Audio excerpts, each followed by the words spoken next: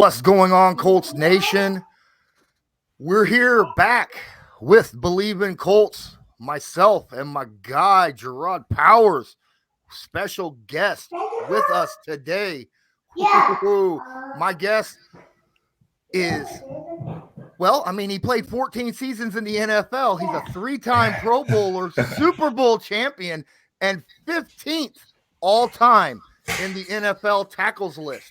Wow. Yeah. Let's give it up for Antoine Bethea. Yeah. No doubt. All right.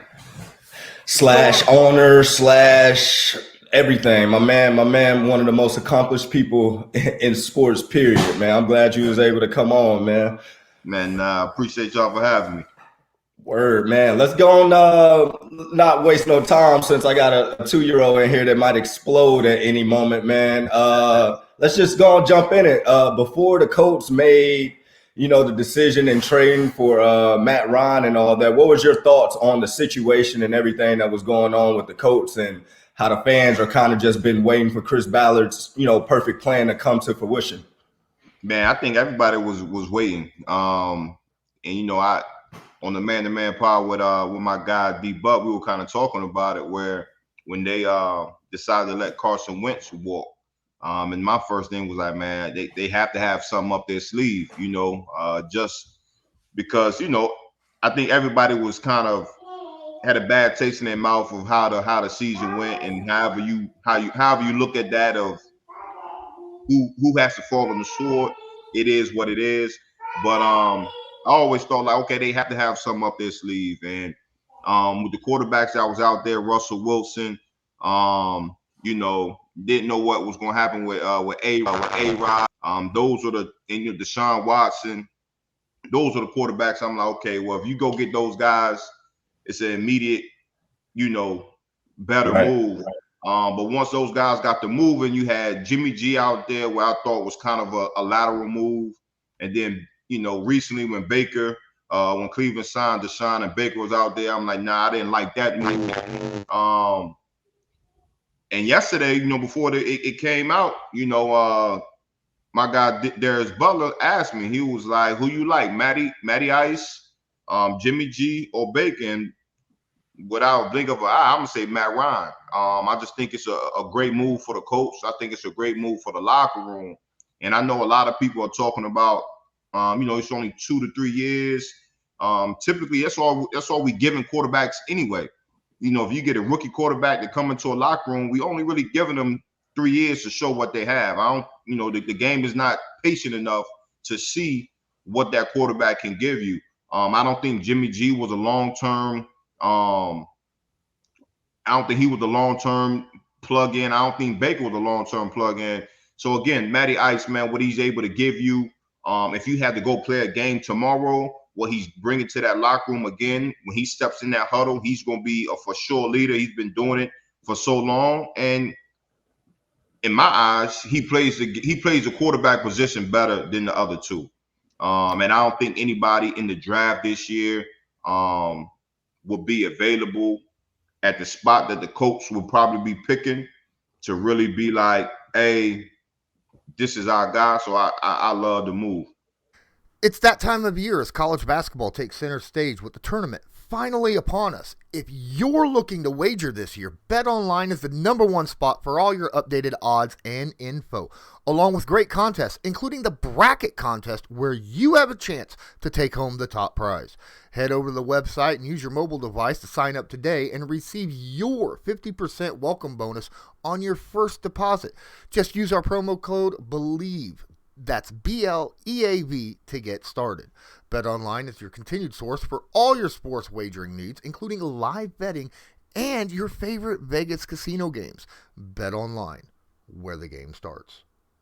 Yeah, I agree. I think I know we were talking yesterday on the pod as well, and that was my take on it. I felt like Matt Ryan was the better fix for right now, just because of the leadership, just because of the things he's accomplished, and like you said, just playing the quarterback the right way. And all the other guys, there was just so many other questions or variables. It was just like, man, like you've been in that coach locker room, like you've been a part of the organization, and like I was telling Lawrence, like, even the bad years we had, like I remember 2011, the bad year we still had the tightest locker room. Like we still had chemistry. We still had those things. And that's one of the things that I was saying, like with Baker, I never really questioned his play. I hate judging guys off their play because you just never know what somebody's going through, fighting through injuries and all that. I said, but how he's handled everything. I said, that's not going to fit in that Colts atmosphere.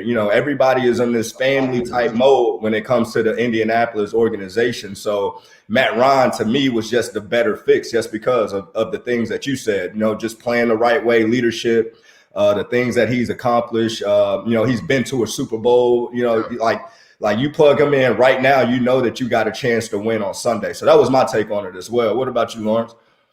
Well, my take is, especially after talking with you yesterday, after talking with another guy, Will McFadden, yesterday, afterwards, which I wish you could have been able to join, but you were otherwise engaged at the time. Yeah. I like the move. I've been going over his film from last year, and I don't see the real loss of arm strength that they're talking about that Matty Ice had. A lot of people are talking about that, and I'm looking at it, and I'm like, he really didn't have superb arm strength to begin with. He was more about diagnosing a defense, getting an accurate pass. If he needed to put zip on the ball in a tight window, in a 10 to 20 yard range, he was able to do that last year. I'm good with that. My only question is, how long is he going to be able to play at an upper tier level for the Indianapolis Colts? I don't know. You were talking about it, AB. Really, the Colts are probably going to have to find themselves a young guy at some point and kind of groom him into that starting position while they still have Matt Ryan on the roster. Would you think that? Yeah, no, I think that's the ideal situation. You bring a proven vet in. He's gonna come in. He's gonna learn the system. And then one thing about the arm strength, I'm like, man, you got probably one of the best O lines in front of you. You fill a gap here and there. You got one of the better running backs behind you. So it's like, what we gonna ask Matt Ryan to do? He's going to do a great job, before the snap, getting people in the right place, getting us in the right play, and just above the shoulders what he'll be able to bring. But again, like you said, if you can bring a young guy in, sit behind him for a year or two, just see how they, how the process during the week goes, or how they breaking down film, how to assess a opposing team defense. That's what you want. Man, talking about the offense, obviously we know the Colts, need some more receivers, need to kind of put some talent around Matt Ryan, but just, pausing on the offense a little bit and jumping to the defense, your side of the ball, your expertise and all that. What do you think the Colts defense is missing to kind of take them over the hump? They've been solid the past few years. Do you think it's a player or two that's out there right now, free agency, that can just take this defense and make it elite? Yeah, man. If we go out there and get Stephon Gilmore, man, I think that would be a huge play for them. With the trade with the Raiders, man, we lost. I thought one of a younger corner, Rocketson. Yeah. But then we got Yannick. We got Yannick, somebody who can get to the quarterback. So I mean, depending on how you look at that, I think that was a good move for us. But if we could go out there and get Stephon Gilmore, and if we could get us a safety, we lost George Odom. He was a special teams ace, but he when he stepped into that safety role, he played well. He played really good. So if we could get us a corner, a safety, I think we'll be good on that side of the ball. Excellent. Yeah, I was asked about that too, on whether or not the Colts could, was just a player or two from being one of those like 85 Bears, 2000 Ravens type defenses. You know what I mean? And yeah, I think so too. One or two really special players. Does bringing, already having the pieces we had in place, does bringing Matt Ryan make the Colts a more appealing target, do you think, for free agents? And did Ballard wait too long to get a guy? Is it too late? You know what I mean? So I think this is where Chris Ballard get paid the big bucks. Being able to construct a team, and you don't always have to do it by going to get the big names or making that big splash. I do feel as though maybe potentially some guys that would have came over if we would have had a quarterback sooner. We could have probably made a move here and there, but with bringing in Matt Ryan, you still can go out there and get some guys that fits what you're trying to do in your building. And again, I think that's when I was there, when JP, when you were there, I think that was one of the biggest reasons why we were successful. Like if you look at a Pierre Garçon, like he didn't have a huge name when he came in, but the Colts knew what they wanted to see. Austin Collie, he didn't have a huge name, but he fit our system. You know what I mean? So again, I think you can go out there and you still can find guys that you can plug in, and their asset will set huge for the team and for their offense. Twan, I know you watch football daily, keep up with it all. Does Julio still have any left in the tank? Is there a possibility maybe Matt Ryan and Julio can rekindle something? And because for right now, a guy like Julio, you can get him for cheap. For Julio, steak, you can get him from cheap. Yeah. Do you think that Julio could be a good piece added to that wide receiver room? I think so, but then it's about expectations too, right? So Julio has to come in with a set expectation. Right. The Colts team has to come in they have to have an expectation for Julio as well. So we can't think that Julio is going to come in and be like he was when he first came in the league. You know what I mean? Obviously in the past years he's dealt with some injuries, but if we have him, such as like AJ Green kind of came in and played the role out there in Arizona. I can see that. You got Jarvis Landry out there. Hey, can we go out there and make that move? And again, it's all about putting the pieces together. It doesn't have to be a huge name. It just has to work for the Colts. That's all it has to do. Work for the Colts.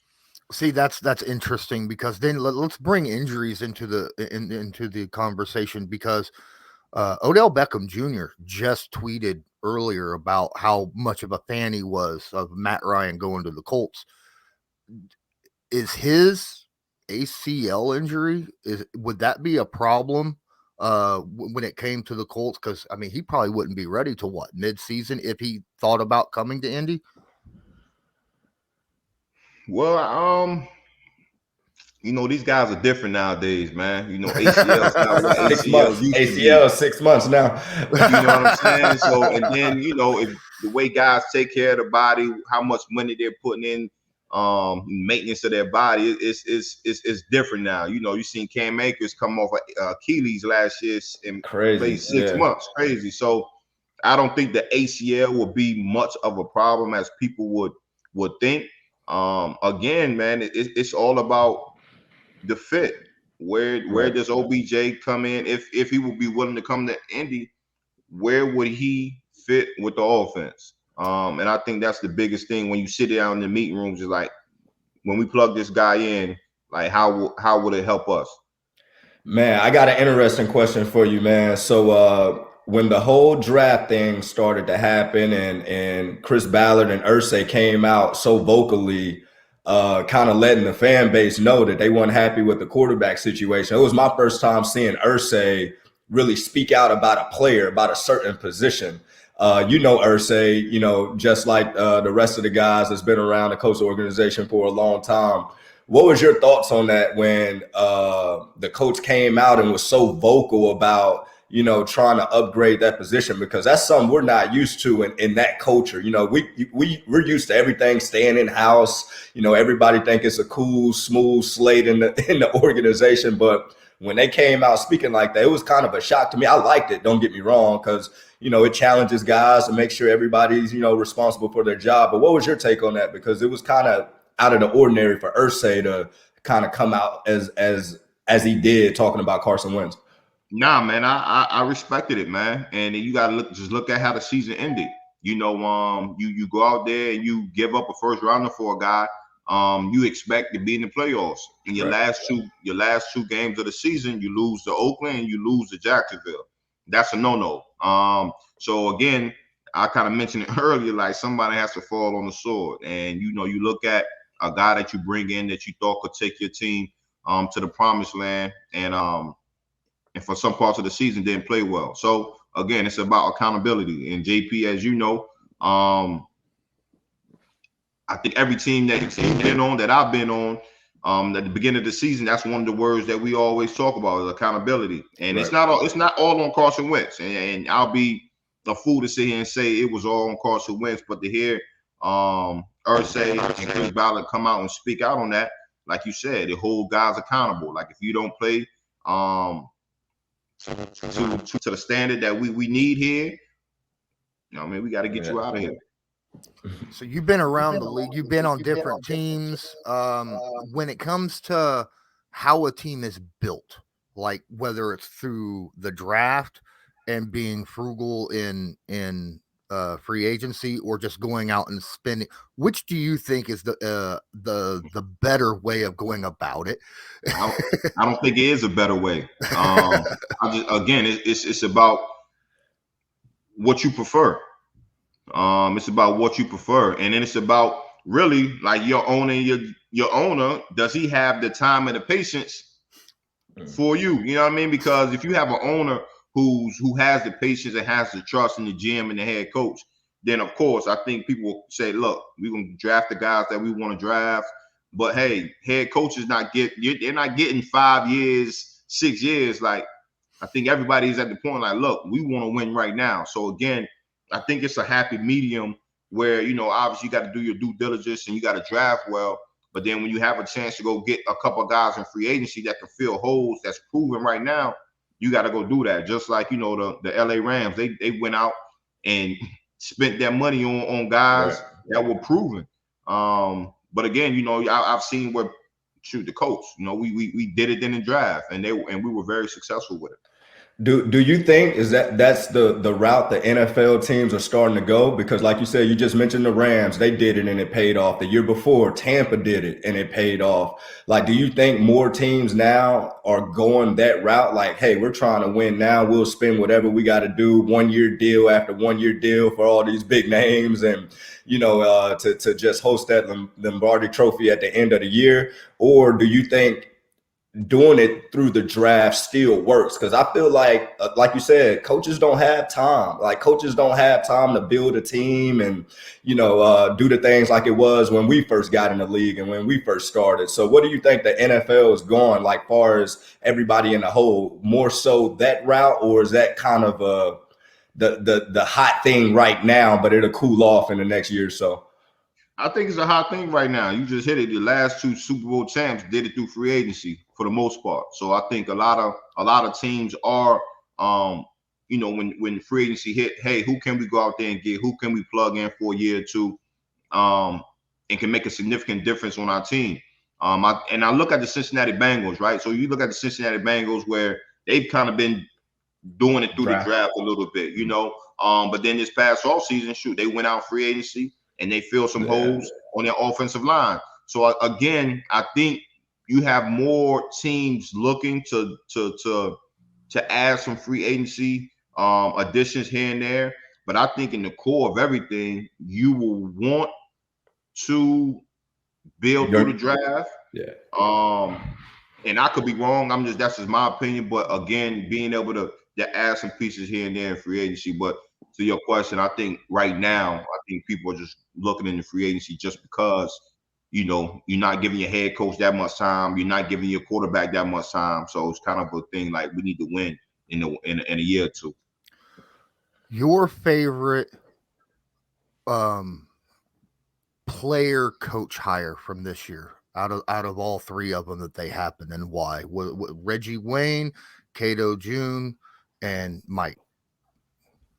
Whew. Oh yeah, you better be careful with this one too. I'm gonna go right to Man, that's a tough one, right? This one I'm gonna get my reasons why I like all three of them, right? So I'm gonna go. The reason why I like Weeze, I mean, a phenomenal player, a leader in the locker room. The city loves him, but he's able to bring that culture back right to the position. And the way that he'll be able to teach those receivers just the little nuances of the game, right? Or how to play the position. He's a future Hall of Famer, right? So obviously he's going to teach them the playbook, how to line up, but being able to read the defense, being able to help them, little things at the top of their route and things of that nature. Like you just can't get that from anybody. Like when a guy that's been out there in the trenches and he's done it at the highest level, and to be able to get him back in your locker room, in your coach's room, is man, that's phenomenal. And then go ahead, G. No, I was about to say another thing with Weeze, man. I was saying yesterday, like, my 4 years with Weeze, I never saw him miss one practice, one meet, and any of that. So just to bring that culture back to that room and expectations, like them receivers ain't gonna be able to just get off the hook. Easy. He gonna hold everybody accountable. So that was my thing with Weeze being back in that locker room. Nah, no doubt. Literally brought a hard hat to practice. So Yeah. And then you think about Cato, right? You think about Cato, and I would say Cato was one of the playmakers at the position, right? The way he was able to read the quarterback, break on the ball. He wasn't big in stature, but he was always around the ball. And when you look at Darius Leonard and how he's always around the ball, I just think he can really give him some pointers and teach him some things, right? Just watching on film, I just see some things. I'm like, oh, D. Leonard, he could have got him another one here. Or he could have got this there. So having a guy that played at the highest level, being able to sit in that room and sit next to him and say, hey, this is what you need to do. This is what you need to look at. It sounds crazy to say, but I think could elevate his game, Darius Leonard's game, just a little bit more. But then also the other guys that surround him. So I like that move. And then bringing Mike in. I know I hear everybody speak highly of when he came into the locker room. I forgot what year that was, but when he came into the locker room and how he kind of changed the dynamic for those guys of how teaching them how to watch film, teaching them how to be a pro. So to bring him back on the staff, again, playing the game the way he played the game, hard nosed, a big hitter, smart. So again, bringing those three guys into the fold of things, into the locker room. Coming from good culture football, man, I'm happy to see it. And another thing with them three guys, being back in the locker room, it's not like they've been removed for so long. Like they're still, fresh in it. So, as a player, I always enjoy being coached by guys that was kind of fresh out almost, because you talk the same language, you seeing it the same way. And it just goes a long way when you're building that chemistry. Like when you're going over stuff on the sideline and over plays, it's not a miscommunication thing because you're both seeing it the right way because of guys that's kind of fresh out or still, been in, I guess, the mode for a while. So, I mean, I'm excited about those three guys. And then there's young guys as well. And, I ain't saying that the NFL is an old man's game, but trust me, like a young mind really change the dynamic and the thought process of what's going on a day-to-day basis, especially when it comes to the game plan, because sometimes like the older guys, older coaches can be stuck in their ways where they need some new, fresh, young information and, changes. So I just think just bringing that element to the game is just going to help out the coaching staff a lot. Like I can only imagine how them coaching meetings going to be when those guys are starting to speak their minds and their philosophies and what they think, we should approach, the week by week, every day in the NFL. So I think it's going to boost, everything tremendously, not just the locker room, but the coaching staff period too. Yeah. And then even to piggyback on that, right? When you think about those guys just being able to talk to those young guys about life outside of the locker room.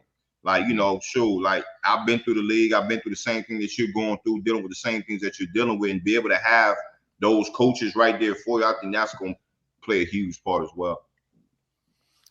So I got a question for both of you. It's going to be a little bit different. It's a little bit of a personal question. So if you don't want to answer it because you're like, I really don't want to give that up, I understand. Each of you, what was the one play that most impressed yourself that you had done? And then the one play that you can't believe, like you were disgusted in yourself. You know what I mean? Like, I can't believe I just did that, you know? I go first. No, Twan, I'll let you go first. Go ahead, Twan. I want to hear what you got. I would say the play that I think about the most that I left on the field, we were playing the Baltimore. Well, it was both of these times we were playing Baltimore, one at home, one in Baltimore. One play I forgot who the receiver was, but he ran an out route. I was in the slot and I broke on it. And if I would have caught it, it would have been 100-yard touchdown. It hit me in my chest, and I dropped it. And another one, it was in Baltimore. I was playing in the post. I broke on a deep over route. And another one hit me in the breadbasket in the stomach, and I dropped it. It would have been another pick six. But one of the plays that I always talk about, it was I was playing in Arizona. I was playing on Arizona. We were playing in Philly, and I broke on a good one, and it was a toe tap on the sideline. That it was a good play. It was a couple plays that I kind of was impressed with myself, but I'll say that one was the one. Okay.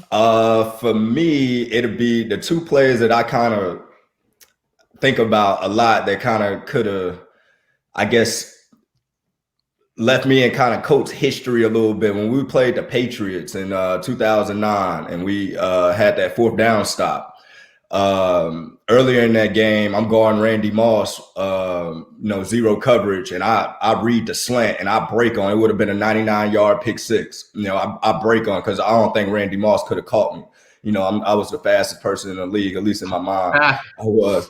But so if I would have caught that, and then it's Randy Moss and Tom Brady's throwing it, it's just one of them things. It's just like, damn, I could have told my kids, like, yeah, Tom Brady threw this ball. I'm guarding Randy Moss. I pick it, and it's 99 to the crib. But then on that same play, Melvin Bullitt probably is happy I dropped this though. But on that third down, before the fourth down stop, I jumped the out route on Wes Welker, and literally on our sideline, and it go right through my hand, and it would have been another pick six. So it was just one of them things. But I tell people all the time, I used to always have jammed thumbs. That's the reason I used to drop a lot of picks. But the play that I probably remember the most, it probably just not one single play, but just being able to go against some greats and make plays versus greats, like the Randy Mosses, the Steve Smiths, like, even Reggie. I remember my rookie year, we in training camp, and I'm guarding Reggie, and I pick off Peyton, on a post to Reggie. And after practice, Bill Polian comes to me and says the next day I have to follow Reggie everywhere he go in practice. I thought it was just something that they were just testing me out, or whatever the case may be. And mind you, I didn't shut Reggie down by any means, but I think I proved to people I can start in the NFL. And then from that point on, I was the starter, as a rookie in the NFL. So that training camp, just making plays versus guys that I grew up idolizing, Reggie, like I remember Reggie in Miami, remember watching Peyton when he was at Tennessee, so just, being in that atmosphere and making plays and kind of, boosting my confidence to let me know I belong in the league. Those are probably some of the ones that just stick out the most. That was all I had for you, though, Twan. I mean, I appreciate you, y'all. My man, Antoine Bethea, former Colt, great. Check him out with the Man-to-Man pod. Him and another great Colt, Darius Butler. Appreciate you coming on, my man. Man, anytime, man. I got a lot of time on my hands, so y'all just holler at me whenever y'all need me. Shout out to Howard. Yes, sir. Appreciate you, bro. That's it.